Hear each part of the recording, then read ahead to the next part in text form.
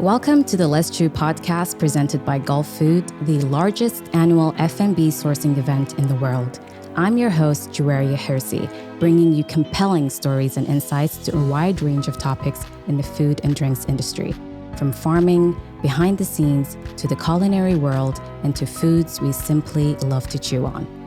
In this podcast series, we speak to people, brands, and businesses across the food and drinks spectrum to find out more about why they do what they do and how, in their own way, they're championing change and shifting the future of food and drink. Trust me, there's so much more, so listen to the Let's Chew podcast on our website, gulffood.com, and subscribe to our newsletter for the latest updates in food.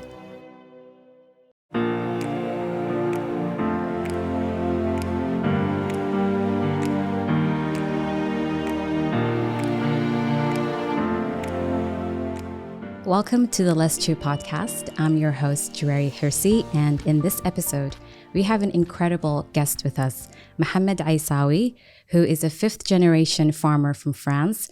He left his engineering career to plant seeds in the desert with the goal of growing plants, fruits, and vegetables in forest soil without disrupting the ecosystem. Now the CEO and founder of My Farm Dubai, you can say he was destined to live ankles deep in the desert of Dubai to pursue his deep love of educating and harvesting organic produce. Thank you so much for joining us, Mohamed. Thank you, Juwaria. Thank you for this interview. It's a pleasure to have you here. So before we get into it, can you walk us through your journey in becoming a farmer in the Middle East? I was born in the south of France in a farm. My both grandfathers were from Morocco. They left Morocco around the 60s and they reached France in the south. And at this time, the only work they had was to be farmer. That's what they were before, actually. I was born in a farm and then I became engineer. And today I'm trying to use my knowledges to build this kind of symbiosis between the technologies and the technologies which are safe for us. Like we can talk about the irrigation systems, humidity control, temperature control. So we can use all those technologies without to disturb the ecosystem. So the idea is to continue that way, develop the farms, the organic farms, but to make it easier than what has been done by my family, for example. Yeah. So we'll come back to the details of the technologies that you use in My Farm Dubai.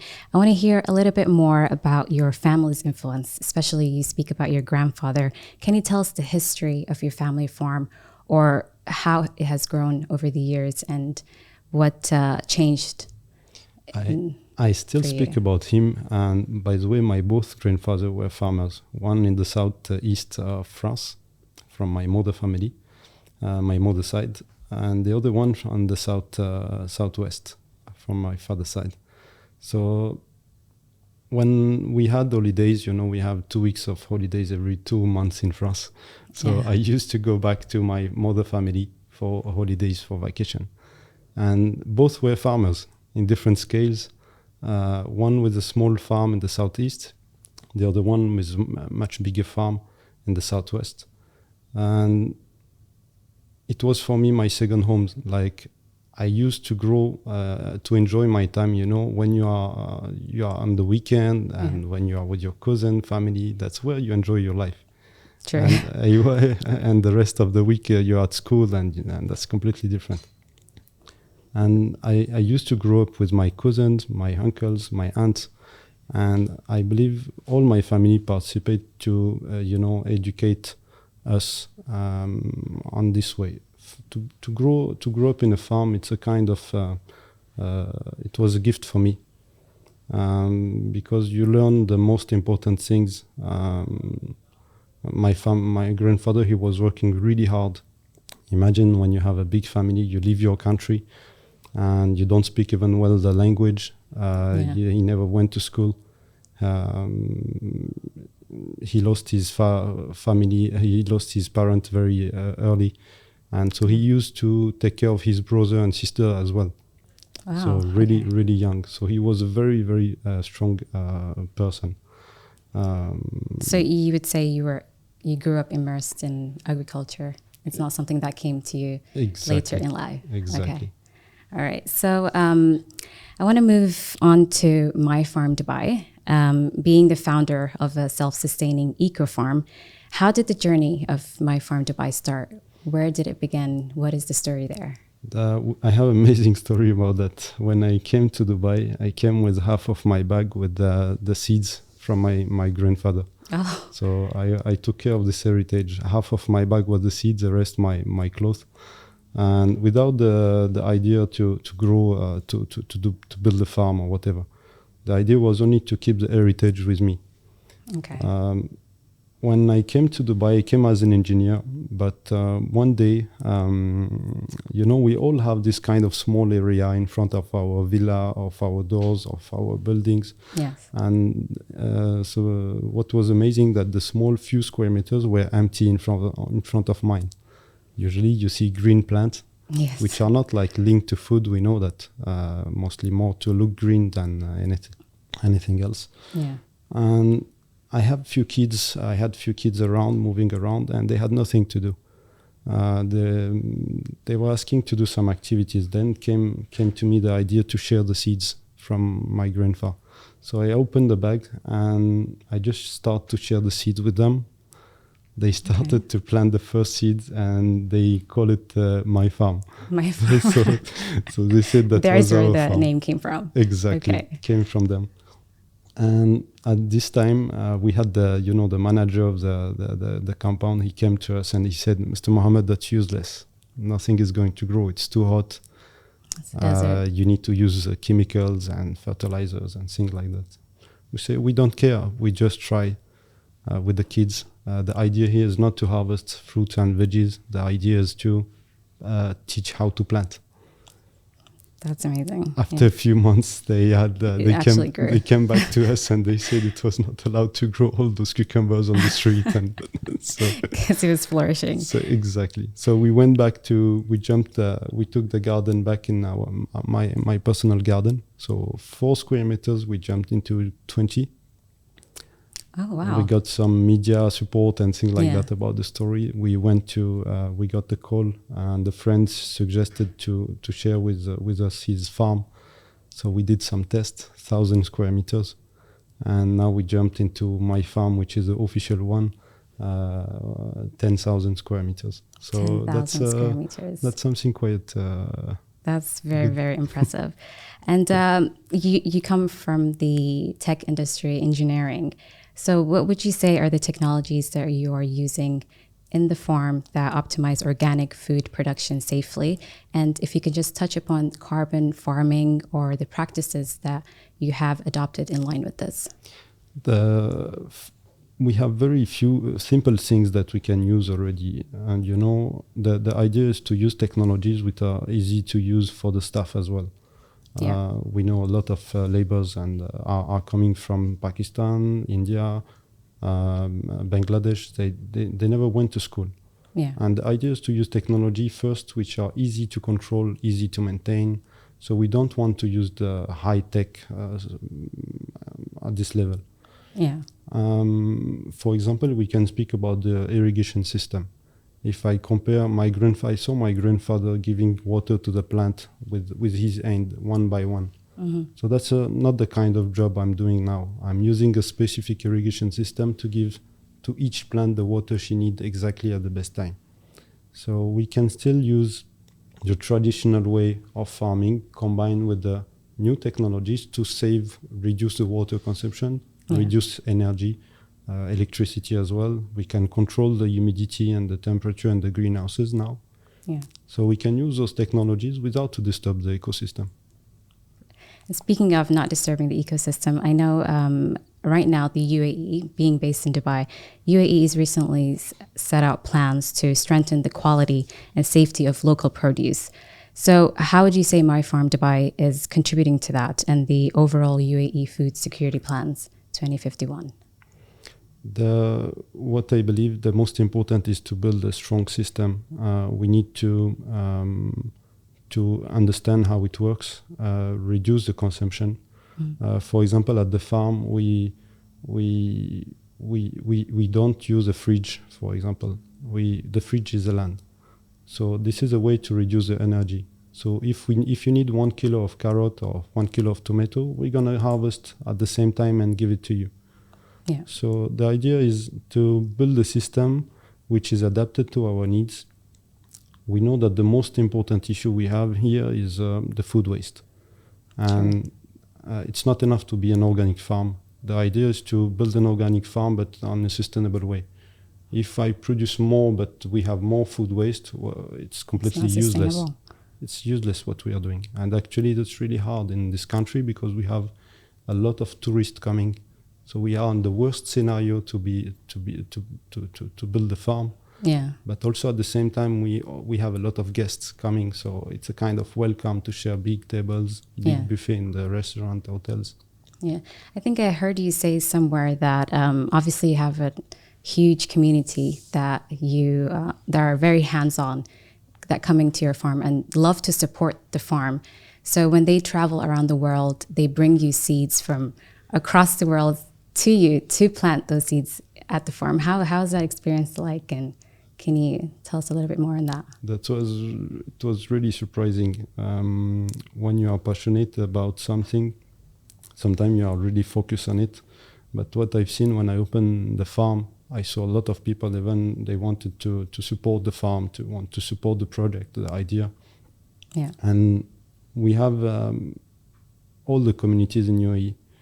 And the idea is to join all together and to do the same with our traditional way to cook. And so when you cook special dishes, you need special food. And this special food is coming from different area around the world. And the idea is to reduce the carbon footprint as well. So the produce locally is one of the best way also to understand how it grows. We say that we are not using chemical at the farm, but the farm is open every day. So people are coming, joining us for the workshops, so they can see those things growing. And they are amazed to see seeds from the US growing to Japan. That's amazing. Growing in the desert. It's just so beautiful how the community is literally hands-on. And what would you recommend if we want to grow our own foods in our own backyard? And can you tell us a little bit more about your seeds and what's special about the seeds that you grow and sell? So last year we supported more than 250 gardens to grow their food in their garden. And, 250? More than 250. Wow. Okay. So the most important is to grow in an organic way. Prepare the soil with the fertile compost. Avoid the use of chemicals. That's something really important, because if you grow food with chemicals in your garden, sorry, but it's better to go to the market.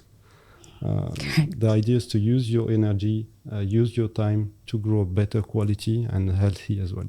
And for example, like consumers like myself, we're constantly hearing about GMO, organic food craze, right? And the toxins of pesticides. What are your general thoughts on that? And speak about the seeds that you use and how it's literally the best in town. So the thing is, we know today the use of pesticide or chemicals are bad for our health and the environment as well. So that's not a question. We know that how many people are sick, how many cancers. Everyone here around the table know that we have a lot of people sick, and we have to work in a, we have to be clean with our environment. That's for us actually. The GMOs and our new technologies that we don't know 100% exactly what's going to happen with. I'm not here to say that's bad, good or not. The idea is for me, the only thing that I'm sure that we need to protect our heritage.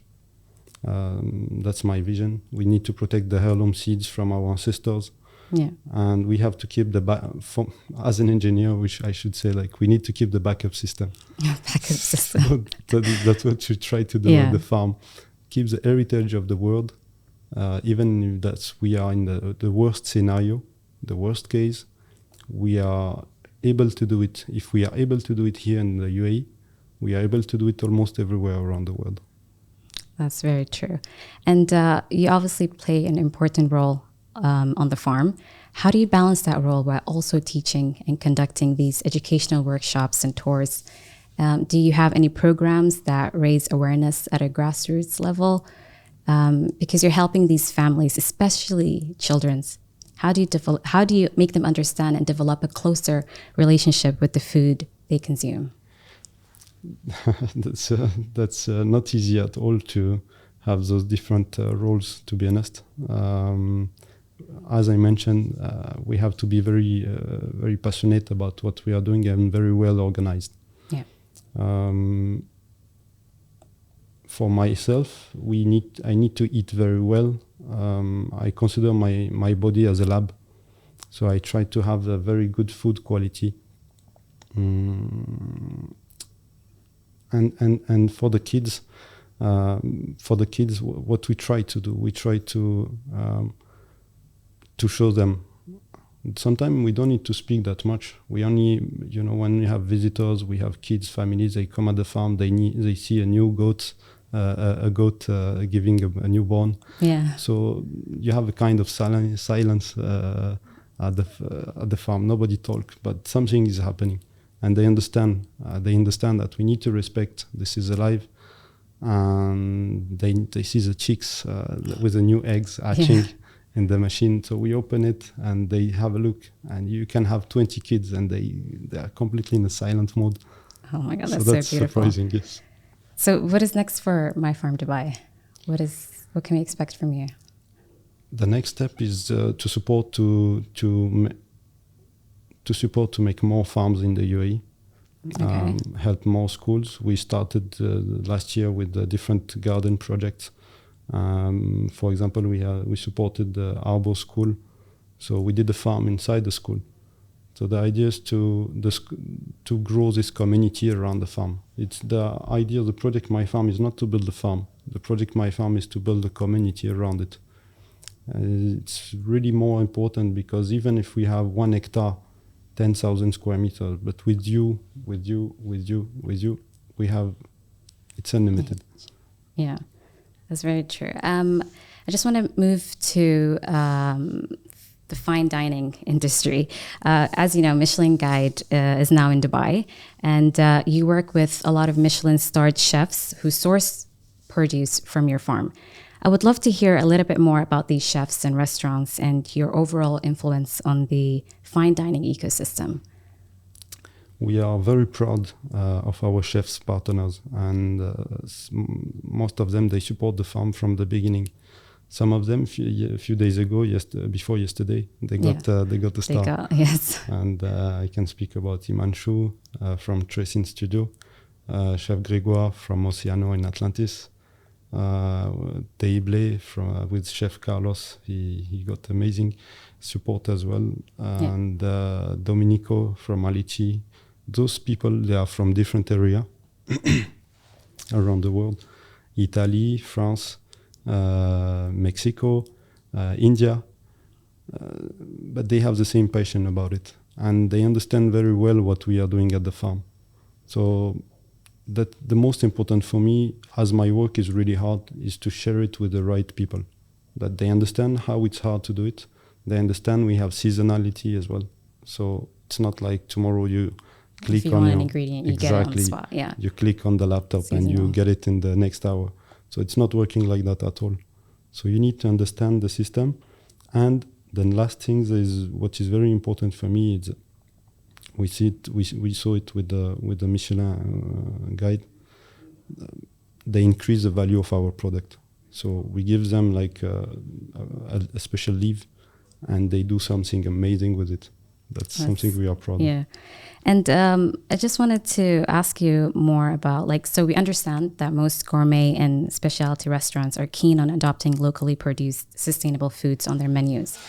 Do you see a future where more and more restaurants focus on quality, freshness, and climate-friendly foods instead of bulk produced or simply cheap products? I will give an example for that one. For example, with Chef Himanshu from Tracing Studio, we built a garden together on the Nakhil Mall rooftop. So he's growing special plant and flowers for his menu that's full of colors, if you have a look. And we can do more fresh than that. I mean, like, you grow in front of the customers. Yeah. That, I believe, the future of farming. You need to grow it in front. And I believe the quality of the ingredient, if the quality of the ingredient are high, that's easier for the chef. So he can balance the flavor, balance with a small amount of everything. That's for fine dining. That's something really important. Yeah. And are you working with any of these selected restaurants, apart from the ones you've named, maybe upcoming projects? We got some calls from One and Only. So the idea is to continue. Even we are not pushing people. We are doing a very hard job, focus on our work. And the idea is to attract naturally people who understand what we are doing. We are not doing any promotion. We don't promote about our work. We just do our best.